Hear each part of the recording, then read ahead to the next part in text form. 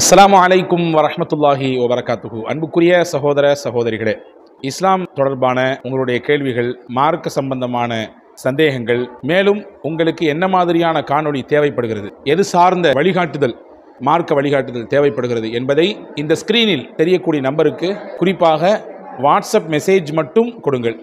இன்ஷா அல்லாஹ் நீங்கள் சொல்லக்கூடிய கருத்துகள், உங்களுடைய அவசிய தேவைகள் இதுவெல்லாம் இன்ஷா அல்லாஹ் மார்க்க சம்பந்தப்பட்ட முறையிலே எங்களால் முடிந்த அளவிற்கு உங்களுக்கான கேள்விகளுக்கு, சந்தேகங்களுக்கு விடையளிப்பதற்கும், உங்களுக்கான தேவைகளுக்கு பதில் சொல்வதற்கும் கண்டிப்பாக முயற்சிக்கிறோம். வல்ல அல்லாஹ் நம்முடைய யாவருடைய தேவைகளையும் நிறைவு செய்து தருவானாக.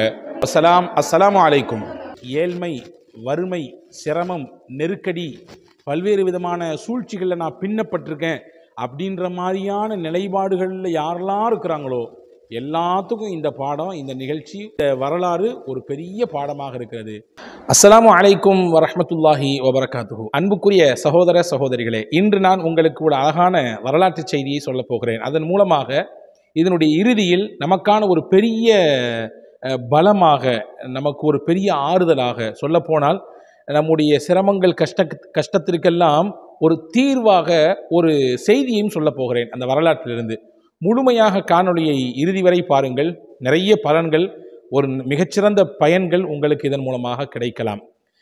நபிகள் நாயகம் ரசூலுல்லாஹி ஸல்லல்லாஹு அலைஹி வஸல்லம் அன்னவர்களுடைய காலத்திலே நபியிடத்திலே ஒரு சஹாபி, தோழர் வருகிறார்.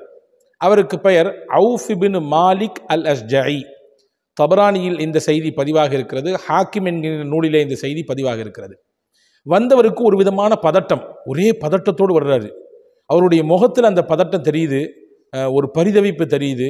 எதையோ ஒரு பெரிய கஷ்டத்தில், சிக்கலில் மாட்டிருக்கிறது அவருடைய தோற்றத்திலையும் அவருடைய தழுதழுத்த குரலிலும் அது வெளிப்படுகிறது. வந்தவர் நேராக நபிகள் நாயகம் ஸல்லல்லாஹு அலைஹி வஸல்லம் இடத்திலே வந்து, யா ரசூலல்லாஹ், என் பிள்ளையை காணோம் அப்படின்னாரு. பிள்ளையை காணோங்கிறது ஒரு சாதாரண செய்தி அல்ல, ஒரு வரி செய்தி அல்ல. அதை பறிகொடுத்தவர்களுக்குத்தான் அதனுடைய வலியும் வேதனையும் தெரியும், இல்லையா? என் பிள்ளையை காணோம், அவர் பேர் மாலிக்கு, கைதியாக பிடிச்சிட்டு போனாங்க, வரல, என்னாச்சோ ஏதாச்சோ தெரியல, என்ன செய்கிறதுன்னு தெரியாமல் கையை பிசைஞ்சிட்டு நான் நின்னேன். எங்கள் மனைவி, என்னுடைய மனைவி நபியிடத்தில் போய் என்னன்னு தீர்வு கேளுங்க அப்படின்னு சொன்னாங்க என்று ஹஸரத் அவுஃப் இப்னு மாலிக் அல் அஷ்ஜஇ ரலியல்லாஹு அன்ஹு சொன்னார்கள். அது மட்டுமல்ல, நாங்கள் பெரிய ஓஹோன் குடும்பத்துக்காரங்களாம் கிடையாது. இன்னைக்கு சில கடத்தல்கள் நடக்கிறது, பிள்ளைகளை வந்து கைப்பற்றி வச்சுக்கிறாங்க. பேக்ரவுண்டை பார்த்தா அந்த பிள்ளையினுடைய தகப்பன்றிருந்து அல்லது அவங்களுடைய உறவுக்காரர்களிருந்து ஒரு பெரிய அமௌண்ட்டை லாபகமாக கைப்பற்ற வேண்டும், அவங்கள்ட்ட மொத்தமாக அதை வந்து சுருட்டிக்கணுன்ற மாதிரியான எண்ணங்கள் எல்லாம் கிட்னாப்புக்கு பின்னாடி இந்த பணம் அல்லது காசு அல்லது ஒரு குறிப்பிட்ட சொத்துக்களை மொத்தமாக வாரி சுருட்டி கொள்வது, இந்த மாதிரியான சிந்தனைலாம் இருக்குது. அந்த மாதிரியான பேக்ரவுண்டும் கிடையாது. ரொம்ப நாங்கள் ஏழைகள். சொல்லப்போனால் அன்றன்றைக்கு சாப்பிடுவதற்கு தேவையானது எங்களுக்கு கிடையாது. இப்படி இருக்கிற சூழலில் என் பிள்ளையும் நான் மிஸ் பண்ணிட்டேன். எனக்கு பொருளாதாரத்துலையும் பெரிய பாதிப்பு, வறுமை, ஏழ்மை, இதெல்லாம் என்னை போட்டு அழுத்துது, என்ன பண்ணுறதுன்னு கேட்டாங்க. அப்போ ரசூலுல்லாஹி ஸல்லல்லாஹு அலைஹி வஸல்லம் அன்னவர்கள் யதார்த்தமாக இந்த மாதிரியான ஒரு கம்ப்ளைண்ட் போச்சுன்னா நம்ம எப்படி யோசிச்சிருப்போம்? 4 பேர் விட்டேப்பா, நீ அங்கே போய் தேடப்பா, நீ இங்கே போய் தேடப்பா, நீங்கள் எதுக்கும் ஒரு தடவை நீ அந்த இடத்துல போய் பார்த்துட்டு வாங்க என்றெல்லாம் நாம் யோசித்திருக்கலாம். அதுவெல்லாம் உள்ளபடியே நியாயம்தான். நான் அதை குறைத்து பேசவில்லை, மதிப்பிடவில்லை. ரசூலுல்லாஹி ஸல்லல்லாஹு அலைஹி வஸல்லம் அங்கே முதல்ல 2 விஷயத்தை சொல்லி கொடுத்தாங்க. முதல்ல ஆன்மீக பயிற்சி கொடுக்குறாங்க.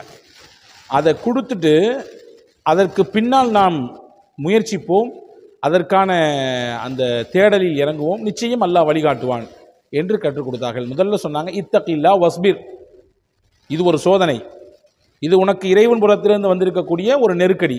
முதல்ல இந்த விஷயத்தில் அல்லாஹ்வை பயந்து கொள், தக்வாவோடு இருங்கள், அல்லாஹ்விடத்திலே பொறுமையோடு எதையும் நீங்கள் எதிர்பாருங்கள், நிச்சயமாக பொறுமையாளர்களுடன் அல்லாஹ் இருக்கிறான் என்று சொல்லிட்டு சொன்னாங்க, லா ஹவுல வலா குவத்த இல்லா பில்லாஹில் அலியுல் அதீம்.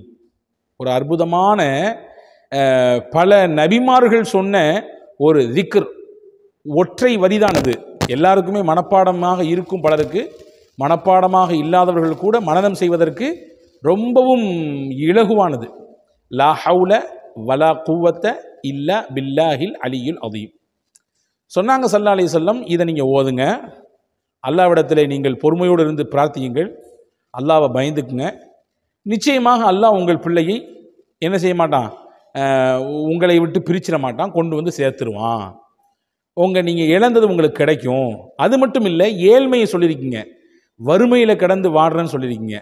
நான் மேலே சொன்ன அந்த 3 விஷயத்தை நீங்கள் ஃபாலோ பண்ணணும்.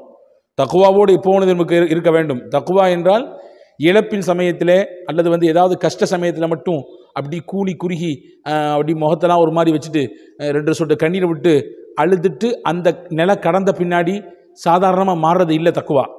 எல்லா நேரத்திலும் கஷ்டம், சந்தோஷம், மகிழ்ச்சி, துக்கம், எல்லா நேரத்திலும் என்னை ரப்பு பார்த்துக்கிட்டு இருக்கிறான்ற உணர்வோடு அவனுக்கு பயந்த ஒரு வாழ்க்கை வாழ்வதற்கு பெயர் தக்குவா. அந்த நிலையை நீங்கள் மேற்கொள்ளணும். 2வது, உங்களுக்கு வரக்கூடிய சோதனையில் நீங்கள் பொறுமையாக இருக்கணும். 3வது, லா ஹவ்ல வலா குவத்த இல்லா பில்லாஹில் அலியுல் அதீம். இதை நிறைவாக சொல்லணும். அல்லாஹ் உங்களுக்கு நீங்கள் இழந்ததையும் கொடுப்பான், நீங்கள் எதிர்பார்க்கக்கூடியதும் கொடுப்பான். 2 சொன்னாங்க ரசூலுல்லாஹ். நீங்கள் என்ன இழந்துறீங்க, உங்கள் பிள்ளை இழந்துறீங்க, அதையும் கொடுப்பான். நீங்கள் வறுமை என்று முறையிட்டீங்க, கஷ்டப்படுறேன், ஏழ்மையில் இருக்கேன்னு, நீங்கள் எதிர்பார்க்கக்கூடிய செல்வத்தையும் அல்லாஹ் தருவான் அப்படின்னு சொன்னாங்க. போனாங்க. இந்த விஷயத்தை மனைவிட்ட போய் அவுஃப் பின் மாலிக் ரஷீ சொன்னாங்க. ரசூல் சொன்னாங்களா, கண்டிப்பாக நம்ம செய்வோம் அப்படின்னு அந்த அம்மாவும் சேர்ந்து உட்கார்ந்து அன்னைக்கு அல்லாஹ்விடத்திலே பொறுமையோடு இருந்து மண்டாடினார்கள். இந்த கலிமாவை லா ஹவ்ல வலா குவத்த இல்லா பில்லாஹில் அலியுல் அதீமை அவர்கள் இரவெல்லாம் அல்லாஹ்வை முன்வைத்து ஓதிக்கொண்டிருந்தார்கள். மனிதர்கள் இந்த வார்த்தை நல்லா கவனிங்க, மனிதர்கள் செய்யக்கூடிய முயற்சிகளை விட அல்லாஹ்விடத்தில் ஒப்படைத்த பொழுது அங்கிருந்து கிடைக்கக்கூடிய பலன் மகத்தானது. ராத்திரியெல்லாம் தேடிருந்தா கூட கிடைக்க முடியாத ஒரு சந்தர்ப்பம் ஏற்பட்டிருக்கலாம். ஆனால் நபியின் வார்த்தையின் மீது நம்பிக்கையோடு அல்லாஹ்வின் சன்னிதானத்தில் இதை மொத்தமாக கொட்டிய பொழுது அல்லாஹ் கொடுத்த வெகுமதி என்னன்னு பாருங்க. ஓதிட்டே இருக்காங்க. அதிகாலையினுடைய சமயம், கதவு வேக வேகமாக தட்டப்படுது. போய் தகப்பனார் அவுஃப் பின் மாலிக் போய் கதவை திறந்தார்கள். திறந்தால் தன்னுடைய மகன் மாலிக் நிற்கிறார். அப்படி வாரி அணைத்து கட்டி பிடித்து கொண்டார். பிடிச்சிட்டு சொன்னார், எப்படிப்பா நீ வந்த? என்னை கைதியாக அடைச்சி வச்சுருந்தாங்க ஒரு கூடாரத்தில். நான் எப்படிரா தப்பிக்கிறதுன்னு யோசிச்சுட்டே இருந்தேன்.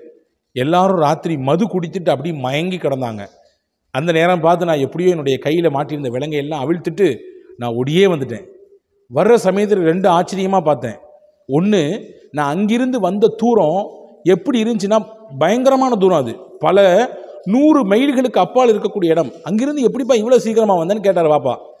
இல்லை, நான் என்னைய வரும்பொழுது எப்படி உணர்ந்தேன்னா, ஆகாயத்தில் என்னை அப்படி வேகமாக கடத்தி கொண்டு வர்றது மாதிரி ஒரு கடுமையான வேகத்தில் ஆகாயத்தில் பறந்தால் எப்படி வருவோம் அப்படியான வேகத்தில் என்னை யாரோ அப்படியே கடத்தி கொண்டு வருவதை போன்று உணர்ந்தேன். 1. 2வது, நான் கிளம்புனேன், எனக்கு பின்னாடியே இந்த ஆட்டு மந்தைகள் அப்படியே எனக்கு பின்னாடியே வந்துருச்சுங்க.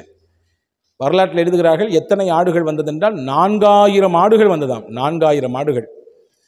அப்போ அவுஃப் பின் மாலிக் ரஷீ வர்ற வரை சந்தோஷம், அல்ஹம்துலில்லாஹ் வச்சுக்குவோம் அப்படின்னு சொல்லலை. ரசூலுல்லாஹ்ட்ட போனாங்க. போன பின்னாடி இந்த விஷயத்தெல்லாம் சொன்னாங்க. யார் ரசூலுல்லாஹ், நீங்கள் சொன்ன மாதிரி இந்த 3ஐயும் ஃபாலோ பண்ணோம், அல்லாஹ் என் பிள்ளையை கொண்டு வந்து சேர்த்துட்டான். இப்போ உங்கள்கிட்ட நாங்கள் வேண்டி நிற்கிறது, இவர் கூட இவ்வளோ ஆடு வந்திருக்குதா, 4000 ஆடு வந்திருக்குது, என்ன பண்ணுறதுன்னு கேட்டாங்க. ஸல்லல்லாஹு அலைஹி வஸல்லம் அப்போ தான் சொன்னாங்க, உங்கள் விஷயத்தில் தான் அல்லாஹ் வசனத்தை இறக்கினான். எவ்வளவு புல்லரிக்கக்கூடிய நிகழ்ச்சி என்று பாருங்கள். எவ்வளவு அழகான பாடங்களை சஹாபாக்களின் வாழ்க்கை நமக்கு தருகிறது. அந்த மாதிரியான சஹாபாக்களின் வாழ்வையும் நேசித்து படித்து அதை உள்வாங்கி கொண்டு நம்முடைய வாழ்க்கையில் அதை செயல்படுத்தும் பொழுது நாமும் இந்த மாதிரியான நிலையை அடையலாம். பெருமக்களே பாருங்க, ரசூலுல்லாஹ் சொன்னாங்க, உங்கள் விஷயத்தில் தான் அல்லாஹ் ஒரு வசனத்தை இறங்கியிருக்கான். ஒமன் யத்தகில்லாஹ யஜ்அல் லஹு மக்ரஜ வ யர்ஸுகுஹு மின் ஹைஸு லா யஹ்தஸிப். யார் அல்லாஹ்வை பயந்து இறை பக்தியோடு வாடுகிறார்களோ அல்லாஹ் அவர்களுக்கு அறியாத புறத்திலிருந்து உணவை கொண்டு வந்து சேர்ப்பான், ரிசுக்கை கொண்டு வந்து சேர்ப்பான். இந்த ரிசுக்கு உங்களுக்கு அல்லாஹ்வுடைய புறத்திலிருந்து கிடைச்சிருக்கு. தாராளமாக நீங்கள் இதை அனுபவிக்கலாம், உண்ணலாம், நீங்கள் பயன்படுத்தலாம், தாராளமாக எடுத்துப்போங்கள் என்று சொன்னார்கள் நபிகள் நாயகம் ரசூலுல்லாஹி ஸல்லல்லாஹு அலைஹி வஸல்லம். சந்தோஷத்தோட பிள்ளையையும் அந்த ஆடுகளையும் அவர் வீட்டுக்கு அழைத்து வந்தார், கூட்டி வந்தார். அதற்கு பிறகு அவருடைய வாழ்க்கை தரமே மாறியது. இந்த நிகழ்ச்சி ஒரு உணர்வுபூர்வமான நிகழ்ச்சி. இந்த நிகழ்ச்சியில் நிறைய பாடம் நமக்கு இருக்குது. முக்கியமான பாடம், 3ஐ கொண்டு பெரிய சாதனையை நம்மால் படைக்க முடியும். இல்லை, ஏழ்மை, வறுமை, சிரமம், நெருக்கடி, பல்வேறு விதமான சூழ்ச்சிகளில் நான் பின்னப்பட்டிருக்கேன் அப்படின்ற மாதிரியான நிலைப்பாடுகளில் யாரெல்லாம் இருக்கிறாங்களோ எல்லாத்துக்கும் இந்த பாடம், இந்த நிகழ்ச்சி, இந்த வரலாறு ஒரு பெரிய பாடமாக இருக்கிறது. 3 விஷயம் எப்பொழுதும் நம் வாழ்க்கையில் நிறைவாக இருக்கட்டும். இறைவனை பயந்து வாழுதல். நான் சொல்லிவிட்டேன், இறைவனை பயப்படுவது என்பது நமக்கு சோதனை வர்ற சமயத்தில், கஷ்டம் வர்ற சமயத்தில் மட்டும் அல்லாஹ் அல்லாஹ் அல்லாஹ்னு சொல்கிறது அல்ல. எல்லா நேரத்துலையும் அல்லாஹ் இருக்கான்ற உணர்வோடு வாழ்கிறது. 2வது, ஏற்படுகிற சோதனையில் பொறுமையாக இருப்பது. 3வது, லா ஹவ்ல வலா குவத்த இல்லா பில்லாவை அதிகமாக நம்முடைய வாழ்க்கையில் சொல்லிக் கொள்வது. அல்லாஹ் சிறந்த பலனை உங்களுக்கும் எனக்கும் எல்லா மக்களுக்கும் வழங்கி அருள் புரிவானாக. வஸ்ஸலாம். அஸ்ஸலாமு அலைக்கும்.